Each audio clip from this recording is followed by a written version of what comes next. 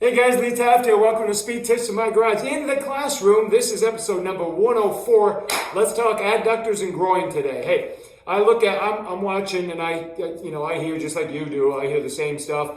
LeBron might be injured more than we thought and he came back earlier than maybe he should have. I don't know, but I know it's a bad, nasty injury, okay? I've dealt with that stuff before when I was younger. And when I played football in high school, I used to get them a lot, and certainly playing basketball. But anyway, I have kind of a strategy that I've used for quite a while. I kind of pieced it together through a lot of trial and error, and I've found that it's extremely effective as a preventative measure. So my athletes do this a lot as part of their warm-up, and there's a whole series based on where we need to go with them.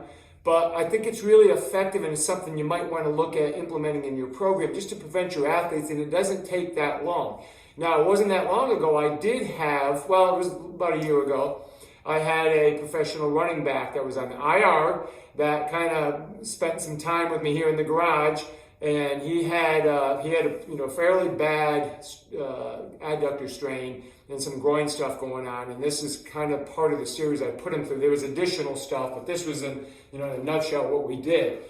So the main thing is we neutralize the pelvis. I don't want to be, arching, or I don't want to be, too much in the posterior tilt. Just get it centralized, okay? And then what we do is we work, my foot is flat right now, so the bottom of my foot is flat. I'm not letting it roll up. But we just start to introduce internal and external movements, so I'm internally moving it, externally moving it, or abduction, horizontally, whatever you want to call it, in and out, okay? And I'm trying to maintain some bracing here, and I'm really tight here. So what I don't want is my hip out to the side. I'm trying to stay stacked, okay? And then the next one we do, and excuse me because my head's going to come out of the picture here, but I had to get this low enough to start, is now I'm going to go from here, maintain that position, get stacked over this leg, and then we stand. Okay, then we control it on the way down. So this is a fairly tight band, and it's really wanting to pull me outside, okay? So we go up and down. So now I'm working my adductors through a range of motion from 90 degrees up until full extension. Not full extension, but full standing. Okay, full extension would be when we step forward, which comes later, okay? Then the next one, we start them standing, okay? And we go to what we call a blocked thigh. Up and down. So I'm working again. I'm not getting pulled out with my hip into what we call like a Trendelenburg action. I'm trying to stay stacked, and we lift and under control, okay? Then we put those together. So we go half kneeling, right up to a block thigh.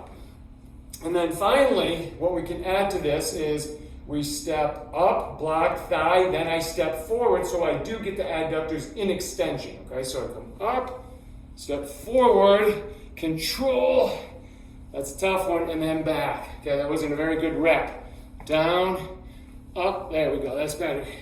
Okay, that's fatiguing, very challenging. Okay, so now, when I want to challenge a little bit more in the groin as well, so we're getting some rotational components to this as well, is now I'm going to switch to this one, okay? This is going to be the one I'm focusing on now.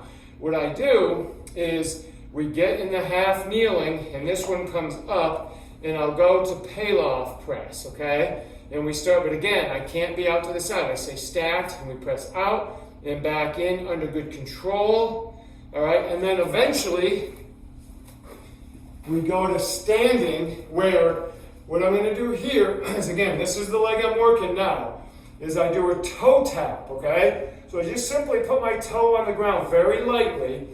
I get stacked up over the foot.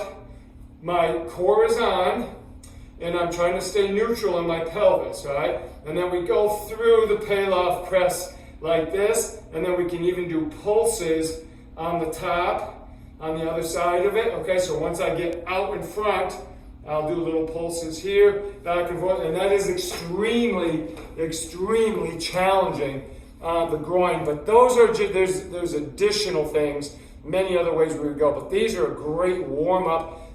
5 reps to 10 reps each side. Go through it. You're going to save your athletes a lot of time because if they get a bad groin or adductor injury, they're going to be out for a little while, and that's never a good thing. So take the time to work on an area that we don't talk enough about. Okay, we're always thinking quads and hamstrings and things of that nature, but those are the areas, the adductors and groin, that, man, they're just nasty injuries. So if you can take care of that, it's going to help your athletes be quicker, faster, and stay healthy and on the field. All right, guys, hey, have a great one. We'll see you for episode number 105.